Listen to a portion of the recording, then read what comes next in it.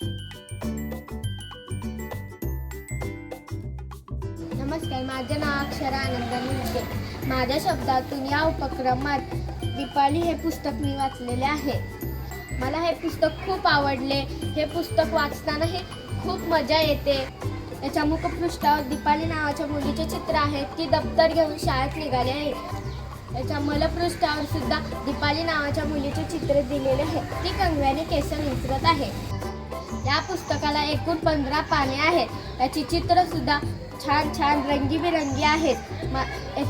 याचा अक्षराचा टाईप सुद्धा मोठा आहे. मला वाचताना त्रास झाला नाही. याचा अक्षराचा टाईप खूप छान आहे. मला वाचताना त्रास झाला नाही. पुस्तकाचा मलपृष्ठ व मुखपृष्ठ गुळगुळीत आहेत. पुस्तकाची पाने सुद्धा गुळगुळीत आहेत. या पुस्तकात दीपाली व अंजलीची गोष्ट दिलेली आहे. दीपाली व अंजली दोघी बहिणी होत्या. अंजली दीपालीची खूप काळजी घ्यायची.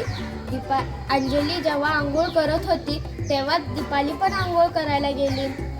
अंजलीने फुलांचा फ्रॉक घातला. दीपालीने पण फुलांचा फ्रॉक घातला. अंजलीने कंगव्याने केस विंचरली. दीपालीने पण कंगव्याने केस विंचरली.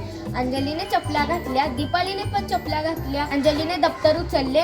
दीपालीने एक पिशवी उचलली. अंजली शाळेला जाऊ लागली. दीपाली पण शाळेला जाऊ लागली. आईने दीपालीला शाळेत दिले नाही कारण दीपाली खूप लहान होती. अशी होती या दीपाली नावाच्या मुलीची गोष्ट आणि तिच्या अंजली नावाच्या बहिणीची गोष्ट. मी हे पुस्तक वाचले. मला खूप आवडले. तुम्हीही सर्वजण वाचा. पुस्तकाचे नाव आहे दीपाली.